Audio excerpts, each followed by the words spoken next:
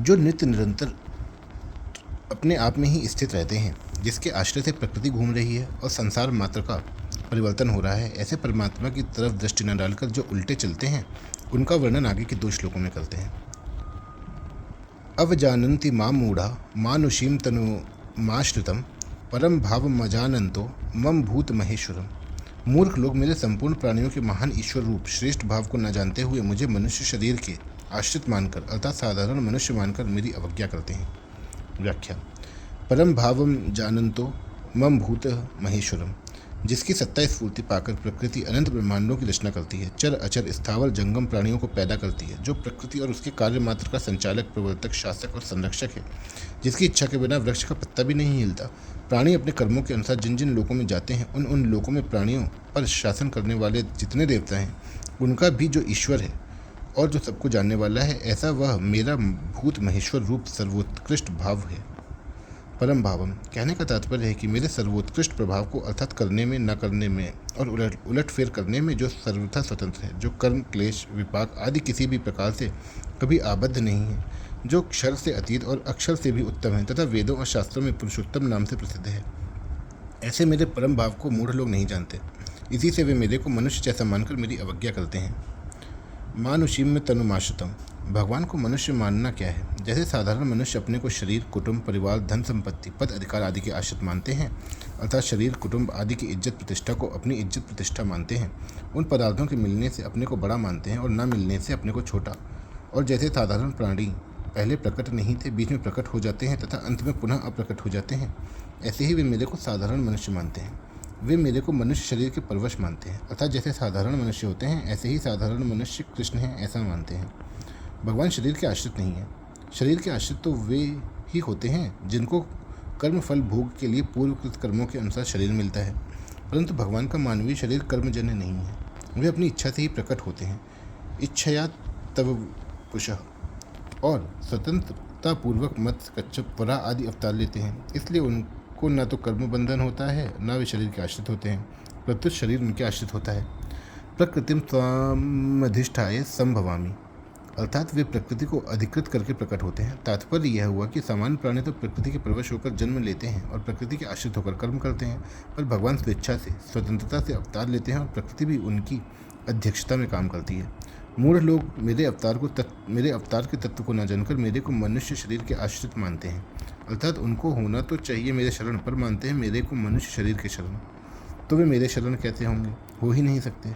यही बात भगवान ने 7वें अध्याय में कही है कि बुद्धिहीन लोग मेरे अज अविनाशी परम भाव को न जानते हुए मेरे को साधारण मनुष्य मानते हैं, इसलिए वे मेरे शरण न होकर देवी देवताओं के शरण होते हैं। अवजानन्ति माम मूढ़ा, जिसकी अध्यक्षता में प्रकृति अनंत ब्रह्मांडों को उत्पन्न और लीन करती है, जिसकी सत्ता स्फूर्ति से संसार में सब कुछ हो रहा है, जिसने कृपा करके अपनी प्राप्ति के लिए मनुष्य शरीर दिया है, ऐसे मुझ सत्य तत्व की मूढ़ लोग अवहेलना करते हैं। मेरे को न मानकर उत्पत्ति विनाशील पदार्थों को ही सत्य मानकर उनका संग्रह करने और भोगने में ही लगे रहते हैं। यह मेरी अवज्ञा है, अवहेलना करना है। परिशिष्ट भाव, इस श्लोक में भगवान के प्रभाव का विशेष वर्णन हुआ है। भगवान से बड़ा कोई ईश्वर नहीं है, वे सर्वोपरि हैं, परंतु अज्ञानी मनुष्य उनको स्वरूप से नहीं जानते। वे अलौकिक भगवान को भी अपनी तरह लौकिक समझते हैं। कुछ लोग ऐसा मानते हैं कि भगवान श्री कृष्ण एक योगी थे, ईश्वर नहीं थे। योगी के 8 अंग हैं: यम, नियम, आसन, प्राणायाम, प्रत्याहार, धारणा, ध्यान और समाधि। योग दर्शन द्वितीय पद 29वां सूत्र। इनमें सबसे पहले यम आता है। यम 5 हैं: अहिंसा, सत्य, अस्तेय, ब्रह्मचर्य और अपरिग्रह। अतः जो योगी होगा वह यम का पालन अवश्य करेगा, अर्थात वह सत्य ही बोलेगा। अगर वह असत्य बोलता तो योगी नहीं हो सकता, क्योंकि उसने योग के पहले अंग का ही पालन नहीं किया। गीता में भगवान श्री कृष्ण ने जगह जगह अपने को ईश्वर कहा है। अतः अगर वे योगी हैं तो वे सत्य बोलते हैं, और अगर वे सत्य बोलते हैं तो वे समग्र ईश्वर हैं, यह मानना पड़ेगा। अब भगवान आगे के श्लोक में अपनी अवज्ञा का फल बताते हैं। मोघाशा मोघ कर्माणो मोघ ज्ञाना विचेतसः राक्षसी माँ सुरीम चैव प्रकृतिम मोहिनीम श्रुता। जो आसुरी, राक्षसी और मोहिनी प्रकृति का ही आश्रय लेते हैं, ऐसे अविवेकी मनुष्यों की सब आशाएं व्यर्थ होती हैं, सब शुभ कर्म व्यर्थ होते हैं और सब ज्ञान व्यर्थ होते हैं, अर्थात उनकी आशाएं, कर्म और ज्ञान समझ सत फल देने वाले नहीं होते। व्याख्या। मोघाशा, जो लोग भगवान से विमुख होते हैं वे सांसारिक भोग चाहते हैं, स्वर्ग चाहते हैं, तो उनकी ये सब कामना व्यर्थ ही होती हैं। कारण कि इस नाशवान और परिवर्तनशील वस्तु की कामना पूरी होगी ही, यह कोई नियम नहीं है। अगर कभी पूरी हो भी जाए तो वह टिकेगी नहीं, अर्थात फल देकर नष्ट हो जाएगी। जब तक परमात्मा की प्राप्ति नहीं होती तब तक कितनी ही सांसारिक वस्तुओं की इच्छाएं की जाएं और उनका फल भी मिल जाए तो भी सब व्यर्थ ही है। मोघ कर्माणा, भगवान से विमुख हुए मनुष्य शास्त्र विहित कितने ही शुभ कर्म करें पर अंत में वे सभी व्यर्थ हो जाएंगे। कारण कि मनुष्य अगर सकाम भाव से शास्त्र विहित यज्ञ दान आदि कर्म भी करेंगे तो भी उन कर्मों का आदि और अंत होगा और उनके फल का भी आदि और अंत होगा। वे उन कर्मों के फलस्वरूप ऊंचे ऊंचे लोकों में भी चले जाएंगे तो भी वहाँ से आकर उनको फिर जन्म मरण में आना ही पड़ेगा। इसलिए उन्होंने कर्म करके केवल अपना समय बर्बाद किया, अपनी बुद्धि बर्बाद की और मिला कुछ नहीं। अंत में रीते के रीते रह गए, अर्थात जिसके लिए मनुष्य शरीर मिला था उस लाभ से सदा ही रीते रह गए। इसलिए उनके सब कर्म व्यर्थ निष्फल हैं। तात्पर्य हुआ कि ये मनुष्य स्वरूप से साक्षात परमात्मा के अंश हैं, सदा रहने वाले हैं और कर्म तथा उनका फल आदि अंत वाला है। अतः जब तक परमात्मा की प्राप्ति नहीं होगी तब तक वे सकाम भाव पूर्वक कितने ही कर्म करें और उनका फल भोगें, पर अंत में दुख और अशांति के सिवाय कुछ नहीं मिलेगा।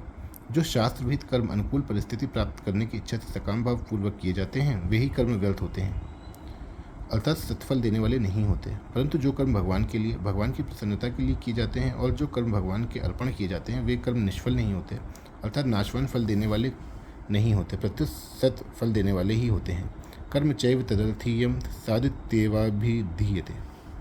17वें अध्याय के 28वें श्लोक में भी भगवान ने कहा है कि जिनकी मेरे में श्रद्धा नहीं है, अर्थात जो मेरे से विमुख हैं, उनके द्वारा किए गए यज्ञ दान तप आदि सभी कर्म असत हैं, अर्थात मेरी प्राप्ति कराने वाले नहीं हैं।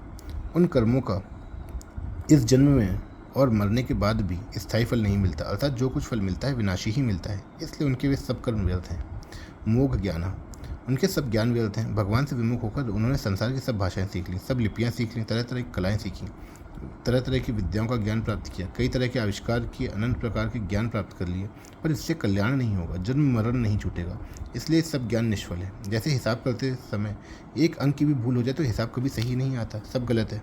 ऐसे ही जो भगवान से विमुख हो गए हैं वे कुछ भी ज्ञान संपादन कर लें सब गलत होगा और पतन की तरफ ही लेके जाएगा। विचेतः, उनको सार असार, नित्य अनित्य, लाभ हानि, कर्तव्य अकर्तव्य, मुक्ति बंधन आदि बातों का ज्ञान नहीं है।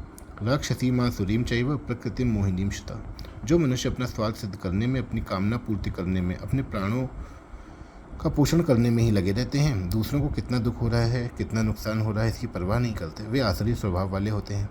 जिनकी स्वार्थ में, कामना पूर्ति में बाधा लग जाती है, उनको गुस्सा आ जाता है, गुस्से में आकर वे अपना स्वार्थ सिद्ध करने के लिए दूसरों का नुकसान कर देते हैं, दूसरों का नाश कर देते हैं, वे राक्षसी स्वभाव वाले होते हैं। जिसमें अपना न स्वार्थ है, न परमार्थ, न वैर है, फिर भी बिना किसी कारण के जो दूसरों का नुकसान कर देते हैं, दूसरों को कष्ट देते हैं। जैसे उड़ते हुए पक्षी को गोली मार दी, कुत्ते को लाठी मार दी, फिर राजी हो गए, वे मोहिनी स्वभाव वाले होते हैं। परमात्मा से विमुख होकर केवल अपने प्राणों को रखने की, अर्थात सुखपूर्वक जीने की जो इच्छा होती है वह आसुरी प्रकृति है। ऊपर जो 3 प्रकार की प्रकृति आसुरी, राक्षसी और मोहिनी बताई गई है उसके मूल में आसुरी प्रकृति ही है, अर्थात आसुरी संपत्ति ही सबका मूल है। एक आसुरी संपत्ति के आश्रित होने पर राक्षसी और मोहिनी प्रकृति भी स्वाभाविक आ जाती हैं, कारण की उत्पत्ति विनाशील पदार्थों का ध्येय होने से सब अनर्थ परंपरा आ ही जाती है। उसी आसुरी संपत्ति के 3 भेद यहाँ बताए हैं।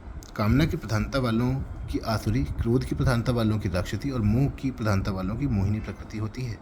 तात्पर्य है कि कामना की प्रधानता होने से आसुरी प्रकृति आती है, जहाँ कामना की प्रधानता होगी वहाँ राक्षसी प्रकृति, क्रोध आ ही जाता है, कामात् क्रोधो भिजायते, और जहाँ क्रोध आता है वहाँ मोहिनी प्रकृति, मोह आ ही जाता है। क्रोधात् भवति सम्मोह, यह सम्मोह लोभ से भी होता है और मूर्खता से भी।